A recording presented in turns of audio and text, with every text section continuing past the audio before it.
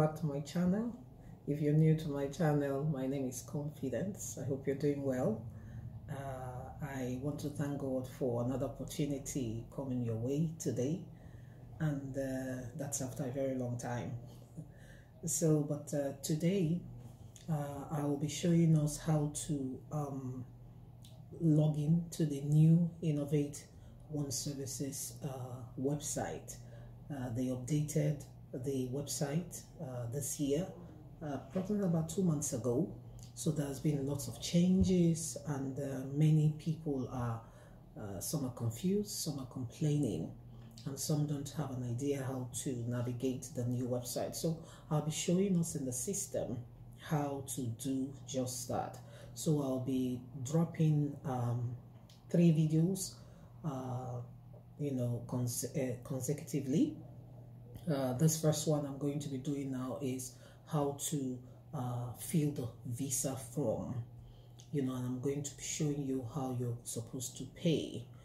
And the second video, I'm going to show you how to fill the passport form, still on the same platform. And thirdly, I will also drop a video soon on how to print out your travel permit, or should we call it health declaration form, because there's been lots of changes. So please don't go anywhere. We'll go straight to the system as we try to fill the form. So this is the Innovate One Services platform. So it's still www.innovateoneservices.com. So this is what it looks like right now. This is what the new system looks like right now. This is what it looks like. So now we are going to, you see here, you see it says passport and visa processing. So I click on that. And this is what comes up. Let's scroll a little bit, and this is what you see. Okay, so then if you look closely here, you're going to find 3 boxes. The first one says apply for passport online, apply for visa online, and the third one, apply for visa on arrival online. So you can do all of this 3, either one. So now we are filling the visa form online. So we'll go for apply for visa online. And when you click that, it opens a different platform now. This is the difference between these new Innovate One service and the former. This one, initially you could do all the fillings of the forms and payment only on Innovate One services. But now when you log in through Innovate One, it redirects you to the Nigerian Immigration Service. You see that? So sometimes some people ask me, is this genuine? Yes, it is. This is the new updated version right now. So this is what it looks like. Nigerian Immigration Service. You see here Nigeria, welcome to Nigerian visa. You see step 1, login. Step 2, fill application form. Step 3, it says make payment. Okay, so now what we do is we're going to click on this green box here, which is the sign in box. So then you see it brings us here, and then it wants you to sign in again, either through your Google account or your OpenID account. So again, this is the difference between this new updated platform and the former, in the sense that in the former one you could use your Yahoo, Gmail, OpenID, you had more options. But in this one now is only you have only logging in through your Gmail or OpenID. All right, so then this is Gmail account. That's what I'm going to use, for example. So then I click that, And then this is what you see. Okay, this is what you see. This is what you see. This is what you see. Okay, so then what do I want to do? So this is what it looks like. This is what it looks like. This is what it looks like. So you find there the dashboard. So you see here incomplete applications, see zeros because I've not filled any form. Then unpaid, assuming I've filled and I haven't paid, you will say there it's going to show you and say unpaid application, and it's going to state the number, if it's 1, if it's 2, if it's 3, and so on and so forth. And then also here, assuming I've filled the form and paid, it's going to show me here that I've done just that, and it's going to indicate the number of applications that I've paid for. Okay, so then now what do? I will now click here, create new application. So when I do that, this is what happens. It brings me here. This is the application form. Okay, so then you need to put your nationality, passport type, visa type. So you see, this is very, very different from the former platform. So let's say nationality, let me say Sweden. Okay, Sweden, for example. Then here it says passport type. What type of passport? Please, you have to choose standard. If you don't use a diplomatic passport, official, or UN passport, make sure you choose standard. Because if you choose diplomatic, if you mistakenly choose diplomatic, it's not going to give you the option to pay, and then people have problems. So pick, if you don't have a diplomatic passport, official passport, or UN passport, then go for standard. You have a standard passport. So in this case, for example, I have a standard passport, so I click on standard passport, and then I go here, the visa type. What type of visa? Is it single entry? Is it multiple? Is it temporary work permit? Is it STR? So I say single entry visa. Single entry, that means I will be entering the country just once. I'm going to be using this visa just once. Okay, so then you go over here, it says visa class. Now the visas, this is a new one also. The visas have their codes in this version. The former one, there were no codes, or the codes were not shown. But here you see, this is transit visa, this is business visa, this is 4A is business single visa, of course, yeah. So this is tourist visa, this is visiting visa. So tourist visa, visiting visa. Okay, the difference between tourist and visiting visa is that you can be issued multiple in a visiting visa, but tourist, you never get multiple in a tourist visa. It's only visiting you can get multiple. So if it's multiple visiting visa, it will be F6B, and this is F6A, so it's single. Okay, this is journalist visa, cleric visa, and so on and so forth. So okay, so let's say it's tourist visa I'm going for. Okay, or I can say visiting because I'm originally from there. So let's say, okay, so then I pick visiting, for example. Okay, so then here I go here, processing country. I'm going to choose Sweden again. So I pick Sweden. All right, and then the mission. So once you pick the right country, automatically it shows you where the mission is. So it's in Stockholm. Okay, so this is what it looks like. And then now if you see on the right hand side here, it automatically shows me how much this visa is going to cost me. And in this case, because I'm a Swedish national, it says 78 US dollars. But bear in mind that this is excluding the $20 US commission charge by Innovate One. So if you add $20 US to $78, I'm going to be paying $98 as a Swedish national. So please note that, because sometimes some people say, oh, what about the other 20? So it's not indicated here because this is what goes to the Nigerian government.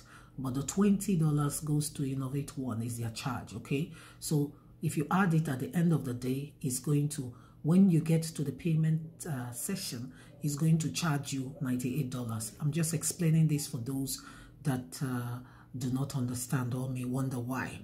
Okay, so and then I come over here, I fill all that and say continue. So now it brings me to the second aspect of the form where I'm going to be putting my details. Okay, so let's say excuse me, so let's say your details, your title, let's say Mrs. Surname, let's say for example you can put okay, let's say the surname is okay, and your first name is Ada. Okay, there's no middle name, okay, for example. And then date of birth, for example, I say January 1st of January, let's say 1990, for example. Place of birth, I say Lagos, for example. So, and then gender, okay, so then I say here gender. Automatically it fills it for me because they've seen my title Mrs. Okay, so it generates it automatically. All right, so then here you put your email address, and so I say, for example, I say email address is ada to at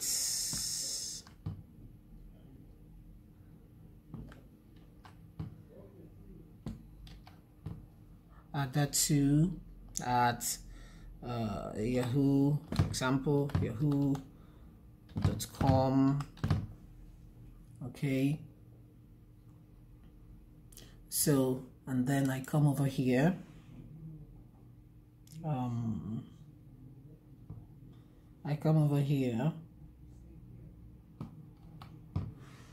so I come over here after putting the email address. I come over here, the telephone number. So then you put your telephone number, for example. So you see the different countries. This is Norway, this is Sweden, Switzerland, and so on and so forth. So it's already put there the Swedish flag and the Swedish code.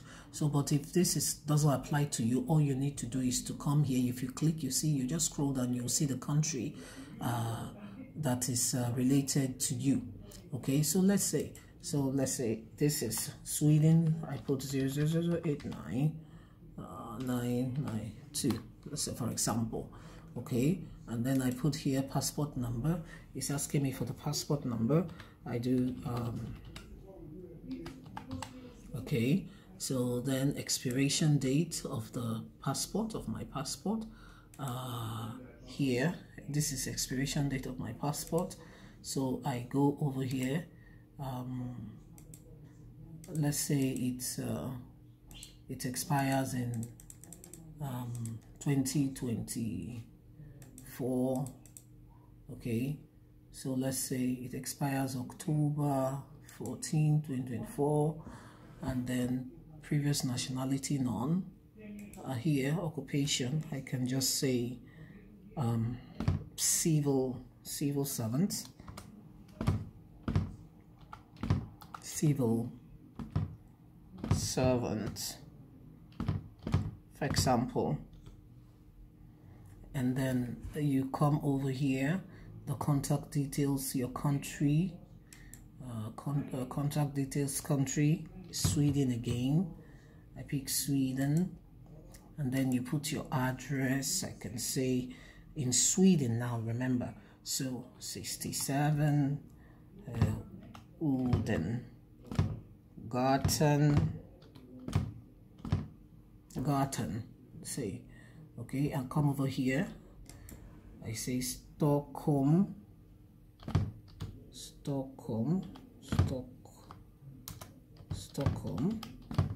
okay, and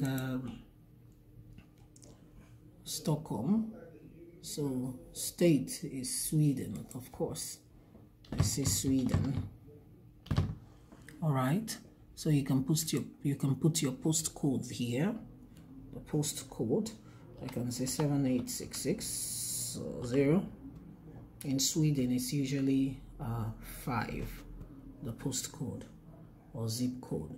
All right, so now I'm done with this, and then if you see here, it expects me to load a photo. So you must do this. You must load a photograph, upload a photograph here. So for example, if I click this, it will show you something like this. So if the photo, that means you have to have the photo, in the device you're using to fill the form. So you see here, it gives you more information telling you the required size of the photograph you're going to upload. So you see there. So when you say so here, you click here. So when you click that place, it's going to take you to maybe your picture section or whatever, where you have your documents and your photographs. So you can now pick the photo you want and then you upload it. So right now I'm not going any further, but if you see here, previous page, save, exit. For example, if I just I don't want to proceed anymore, I can save this information and save and exit. If I continue, that means, but I must have to upload the photo first. Then I continue, and it will now take me, once I continue, it's going to accept my application, and then it will generate for me, an ID and reference number. It's going to generate an ID and reference number for me in order to proceed to payment. So if I go back to my dashboard, I didn't save the application. If I go back to my application, what I need to do is, but remember, if I had submitted this now, I would see here, it will say unpaid 1. It will be 1, not 0. And then I can as well go over here and then book an appointment. So I can click here, and then if I click here, for example, you see that? So the good thing about this new updated version is that everything is in one place. It's like a package. Initially, you had to finish filling on Innovate, and then you proceed to another, to the NIS website to book your appointment. But now everything is together, which I think it's a little better and easier for people. So this is just what you need to do. So assuming I had my ID and reference numbers, all I need to do is to feed it in here and then just generate an appointment. And I go to next. If I click next with the ID numbers, it will take me or move me further where I can, make the payment. So, but that is not the case right now. So I go back here. And if for any reason I want to edit your application, maybe you noticed you did something wrong, you can always click here and edit your application, and that is it. But bear in mind that if you have paid for an application, then you wouldn't be able to edit it, except you contact Innovate One Services to do that for you. So I hope this video has been helpful to you. Thank you so much for your time. Thank you for watching.